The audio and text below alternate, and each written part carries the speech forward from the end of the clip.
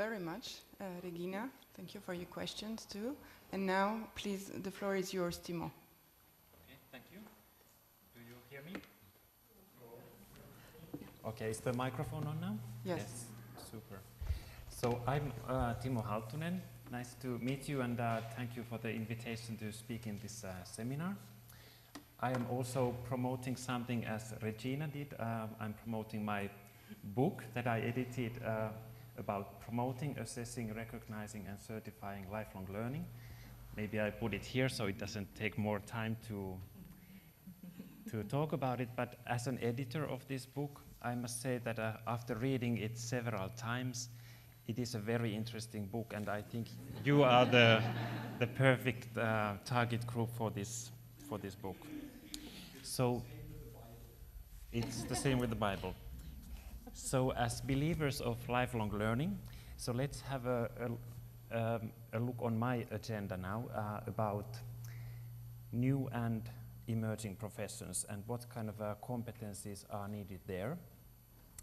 My take on this topic is something that what are the new professions that are based on the existing ones. So my interest is not on something entirely new, but something that is based on maybe teachers, law, automotive industry, something that is already existing, but when it's put together, maybe banking and insurance, what kind of new professions are then created in that kind of environment?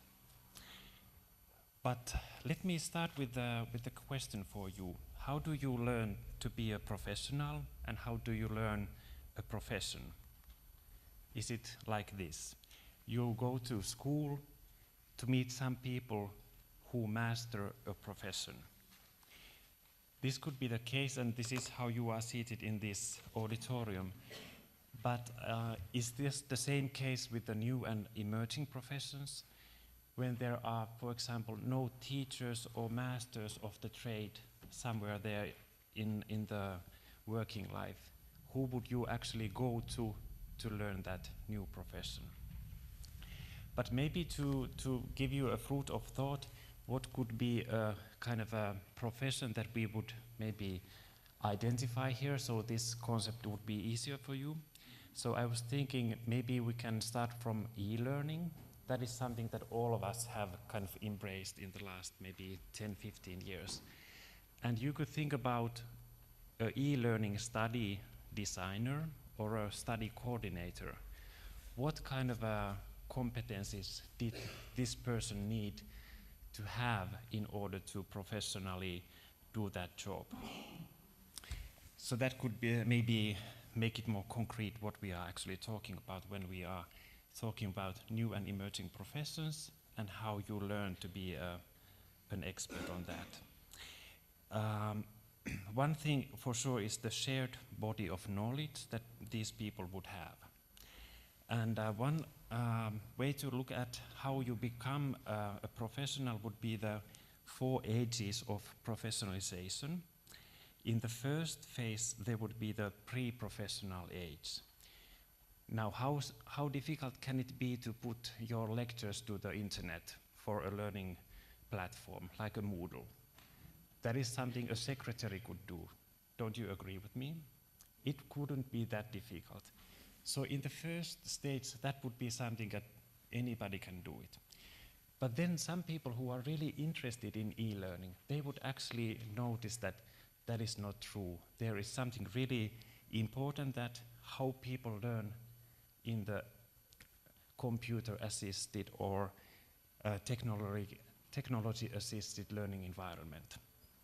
So there would be the autonomous professional who is really looking into these things and learning some more and more. But when we proceed, it becomes more and more complicated. Somebody has to manage a learning platform. Somebody has to design the course. So you literally trade your strong autonomy into a division of labor, and you collect your colleagues' experiences and you proceed with that kind of information to collegial professionalism. and even further to post-professional stage, where a more scientific approach is taken, and even what we heard yesterday from the insurance companies, increased public control and regulation of your trade. So let's go on with the first part. What is actually happening in this landscape when people are moving into new jobs? The students who graduate from now, this year or next year, they will be really long in the labor market. The lengthening of working life is one of the key elements. And by the time they retire, some of the professions we already see kind of diminishing in importance. There are maybe 20% of the professions who no longer exist when they retire. More and more in the globalized world, we need to be able to adapt technological development. In some brands, there's a lack of labor. In some brands, there's a lot of aging workforce that has to be replaced by maybe immigrants. But even in some countries, we talk about hollowing out of work, and that means that there is work for really low-skilled people, and then there is very knowledge demanding work, but not so much in the middle. When I was doing this editing of the book, I had this idea that many people will buy this concrete book and they will read it from first page to the end. But what actually happens is that 40% of this book is purchased online as an electronic format. And in the industrial time, you needed a lot of people to make this book, to post it to the customers and the libraries, and to really make a concrete copy of this book. But nowadays, it takes less time to make an electronic copy of this book than the person is actually buying it from the internet. So there is no cost for making a copy in the digital age. So we actually don't need all those people anymore who were making the existing book. So that is a scary development maybe for the future, that a lot of work for the middle class is not existing anymore. What we learned from one of the writers in this book is the concept of work agency. And we can see that individuals in the labor market, they face less and less job security and a much higher demand for career management. You have to be flexible, and you have to be capable of constructing your professional identities and to exercise professional agency. And the work agency is a concept that means that how you as an individual are able to do this. In the educational policy, as Regina also mentioned, employability is a big issue, also recognizing prior learning. And as educators, we really need to help our students to have the security and sustain occupational competencies. But maybe not only for one single profession, but for many professions. And some of the jobs they will be taking, they might create themselves. One of the key elements in this approach of mine is not to list all those soft skills and core skills and whatever, but as an educator think that how actually people learn and how we can make them more agentic and to master their own learning process. And Stephen Billett, who is one of the editors of this book, has a theory of learning affordances and the personal engagement into those learning affordances. What is a learning affordance? It is maybe a learning opportunity, could be the other word. It could be a new product at the company you are working with. It could be a patient with multiple diseases. It could be a technological improvement, something that makes problem solving an issue. You have to deal with that, and you learn from that process. And more we notice that in the labor market, people need to produce novelty, something new all the time. If you are thinking about social media, anything that you buy, there has to be something new all the time. It is not an individual exercise. People learn at the workplace. They learn with more experienced others. And this is one of the key factors in these new and emerging professions, how you learn with those experienced others where you might not see them present at all. And the engagement part is, of course, how you as an individual take those learning affordances. Are you ready to improve? Do you have an intention to do so, interest? And what are your capacities? And of course, from the organizational point of view, are you allowed to do that, to learn? Let's then have a look on what kind of implications the research gives us on this changing landscape. So I also already mentioned that you have to stay competent and competitive in the labor market for a longer time. Then we talked about the rise of the smart machines and systems. There is not so much this repetitive work or the routines. You have to create value. Computers make more and more sense of our behavior. We talk about the big data, how that can predict people's behavior and how we can use that in designing more and more products and services. The new media, we have to be able to read this new media, and like Regina told, that you have to have the literary skills for that media as well. Then, for example, the social technologies, if you thought about travel agencies in the maybe 10 years ago, you went to an actual agency to book a trip somewhere.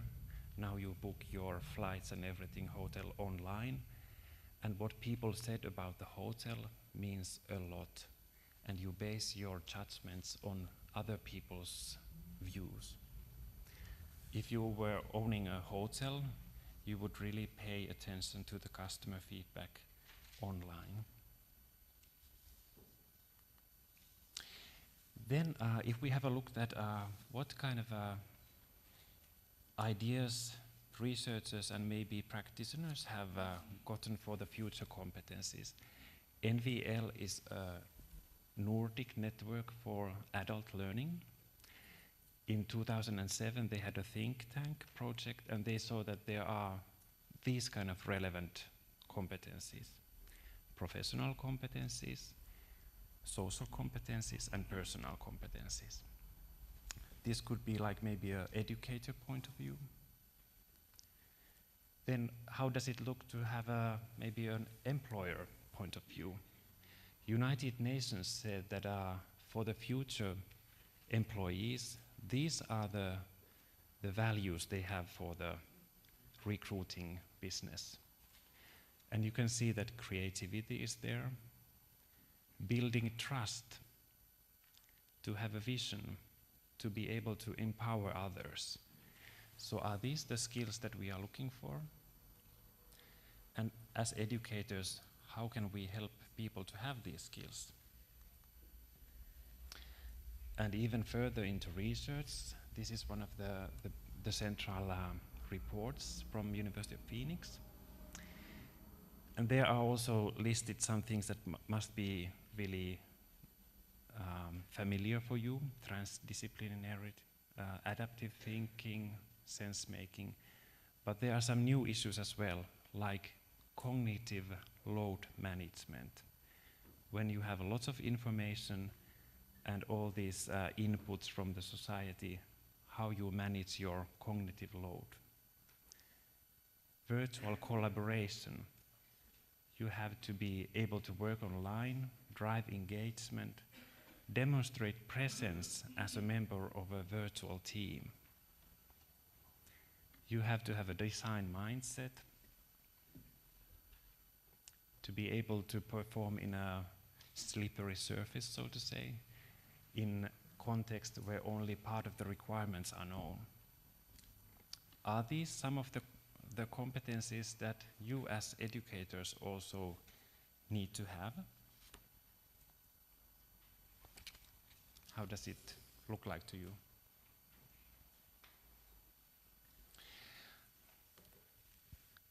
Then, for the part 2, what kind of research questions do I have as a starting researcher? And what kind of questions would you maybe think later today? And is this maybe the vision of the teacher's role in the future? Not to sit or stand here, but to engage with the learners more. So my research interest is really the expertise formation in new and emerging professions, and to really have a look at how professionals develop their competencies in these professions, and where do they actually go to learn with the experienced others or with their colleagues. Then how high-level expertise is constructed in these professions. When you say that you have to practice 10,000 hours to become a good musician or a chess player or something like that, but how do you actually develop something that is just emerging? So I think that is a very interesting thing, that when we need to be competitive and give the added value to our employers, so how do we actually produce this high level of expertise? And then thirdly, also from the educational background, what kind of educational provisions can support individuals in the transformative working life and the transformation of work? And this is, of course, from the perspective that these new professions are something that emerge from the old ones, and as I said before, there might be even the jobs that a person has to create for themselves. Now it's your perspective then. If my question to you was, how can university continuing education facilitate learners in these stated challenges? This research says that you have to have the competency-based approach. You have to have an emphasis on skills, not only knowledge. There's an interesting topic of insight, how to develop insight in our learners. And as an educator, how is it possible to make the constructive alignment between your learning outcomes, your teaching, tutoring, and assessment of learning, if we were to produce those qualities in the learners? Then it's evident to integrate new media literacy, and then the socio-cultural aspect of learning, not just the cognitive process of learning. To be able to work in a group, in a societal context. Then I had, if I have just a few minutes left, so this is what I have been told. So there's interest for personalization of learning and learning pathways, and in Finland we have a process of personal study planning that I can show really quickly. And then in the United States, there's an interesting discourse for us Europeans, the stackable credentials, and how you advance in a course with your own pace and at the same time you demonstrate your academic achievements. And I think this is also relevant what we heard yesterday from the companies, how to give credits for that kind of learning and what meaning does it have for learners actually. So just briefly, in Finland, the personalization of studies is quite important, and this happens in all stages of education. Each student in university is required to have a personal study plan. That means to have the dialogue with the curricula and your own thoughts and desires as a learner. And what is the reason of this is to have a committed learner, give the studies a better structuring, and promote an advanced and maybe active planning of your degree studies. It might lead to shorten the study time. It certainly gives support for the learner what decisions to make and how you actually make those decisions. And more of that you can also read from the book, so to say. But this was actually my presentation. I hope I kept the time, and I'm ready for your feedback. And I would really actually like to know that what is your interest in this topic? What should I search for? Thank you.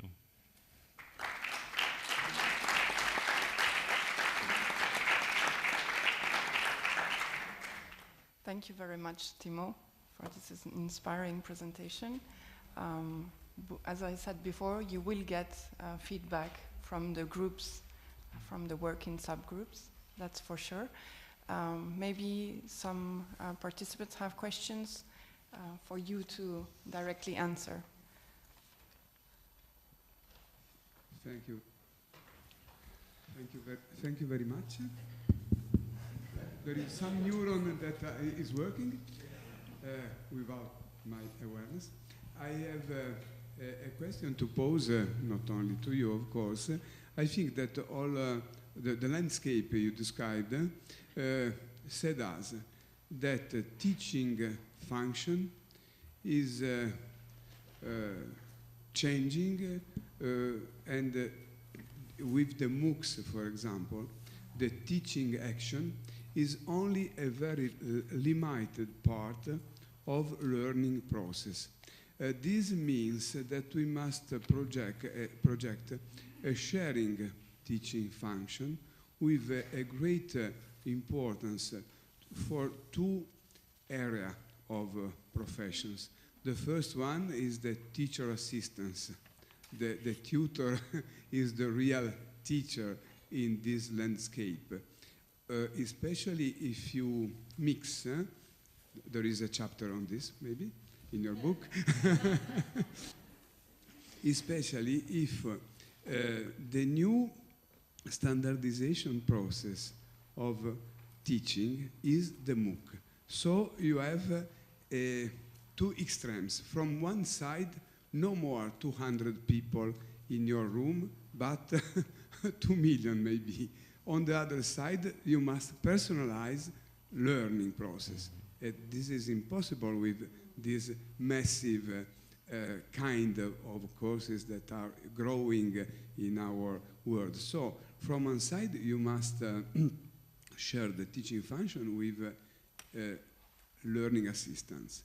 On the other side, there is a growing role for guidance, because it's not real that people are able by themselves to orientate in this lifespan learning. They are disoriented. People are fragmented. Their self-awareness, their ability also to manage the different kind of device is not growing, is fragmenting, is sharing but fragmenting. There is not a systemic view from the side of the learner. So there is a lot of, if you want, new facets, if not new profession in the teaching area that have a growing importance. And the second very brief consideration is that this means that our teaching organizations must change. It's not a problem of the teacher that must change his approach. Of course, also this. But the main problem is that our organizations must be organized face to new needs of a lifelong learning society. And this is maybe the main challenge, not only for Italy, for one time also for all people. Thank you. Thank you. I totally agree with your comment, and I thought that all these different learning affordances that you mentioned is like the bus turístico of Barcelona, the hop-on, hop-off bus. You go to the bus and to see the sights and you learn, but who is actually designing the route that the bus is going? So that is our job as academics to know where people are going, and the same quality we need to develop in the learners, that they are not learning only for the first job, but they should be able to grow with the industry or grow with the work, and that is something we also heard yesterday. I think, yeah, I agree with your with your comment. Thank you. No. Yes, I think now. So, yes. it's better, yes. So, Jean-Marie Dujardin from University of Liège. Thank you for this presentation, and very interesting about new profession. I wanted to put the emphasis on some kind of professions, new professions, the new professions who come from research in our universities. Because with research in our university, we have also new profession. I can take two examples. For example, the research about low carbon economy or low carbon activities. You have a new profession which is the carbon auditor in firms. So there's a very new profession based on scientific research in our universities. Another one is about smart grid in electricity management. Each of us is becoming prosumer, producing and consumer of electricity, about activity in solar panels and windmills and so on. And so you have to combine all that in smart grid. So it's a new profession, smart grid manager, which comes from research in our university. So my question is, what can we do as university lifelong organizers, let's say, for those new professions who come from inside of our university? How can we develop programs for those specific professions? Have you some ideas about that? Because I think we all have these questions for us in our universities. Thank you. Regina, do you have any comments on that?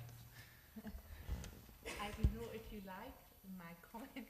So I would even re-ask if the idea of professions will be the concept of the future, if we are not more in a special individualized working, not each, but a lot of people, academic educated in individualized working contact with specific tasks, where more and more the knowledge and the competences of a discipline may be helpful or not.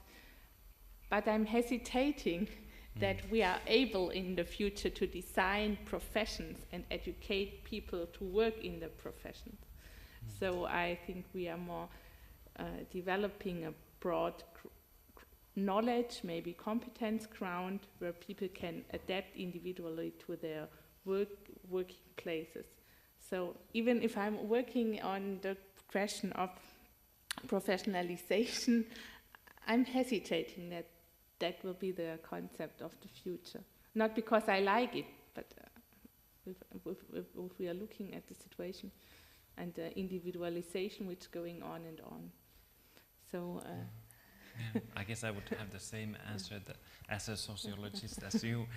that it is not an easy task to do. I think many of these new professions are really in the energy business, as you mentioned. Maybe also in healthcare, where you have new materials to help people's healing. In our university we are researching glass materials for dentistry, and even there's a professor who has developed prostheses for your skull. If you have an accident and hurt your skull, in the future you can make prostheses for your skull damage. So maybe there's a person in the future who will be making individual prostheses for all kinds of body parts with these new materials.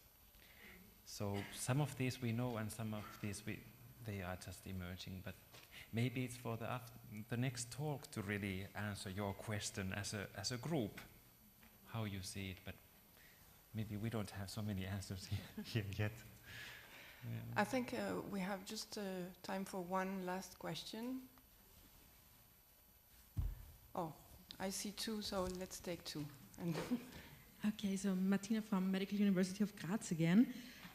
If you talk about developing new programs for professions that maybe not exist yet, my question is, won't we have to think about also a new profession at university, which is not only teaching one field, but the person who is like a project manager who brings together teachers of various fields to fill the needs of this new profession?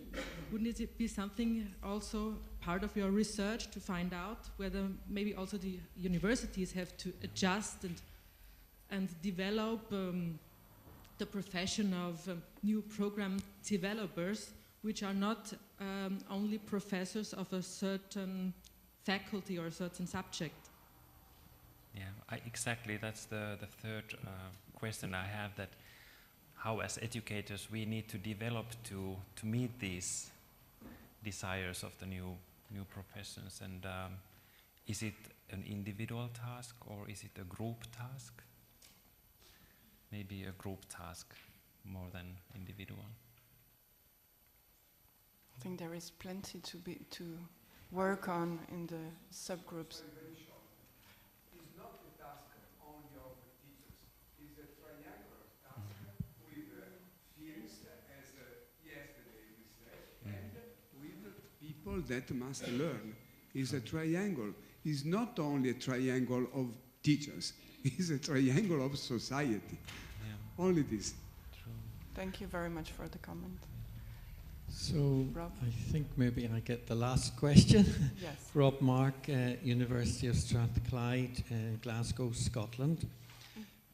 I was interested, Timo, in your comment about new media ecology, where you talked about going beyond text. Now, the area which I have researched and worked in a lot over my career is adult literacy. These are people who cannot use text very well, but are very often able to use other forms of media for learning, and spoken word through different approaches such as drama, art, other ways of communication. Yet, if we look at universities, we are very heavily dependent on text for our learning. Take, for example, when you come to a conference, most of what we see is written word, and a very small proportion is not written text. So don't you think we have a huge task ahead of us to re-educate people to learn in other ways, and to perhaps not abandon, but to use text less and to value it less as the main way in which we learn and assess learning? I think so, and it must be something also with the design mindset, that in the complex world you are able to present things in a very simple way, and maybe not only as text but as pictures or diagrams or process charts or so on. So I think that's a huge issue, this new literacy, when you have a closer look at it. Thank you. We will close this first session of the morning. There is now coffee break, and you can leave your coats here because the room will be closed by key, locked. But please take what you need because it will be locked. There is subgroups work on the second floor at 11:15. And in front of the doors, you will find colors which correspond to the color on your badge. So please go to the same color that is on your badge, second floor. Okay? Enjoy the coffee break. Thank you. And thank you.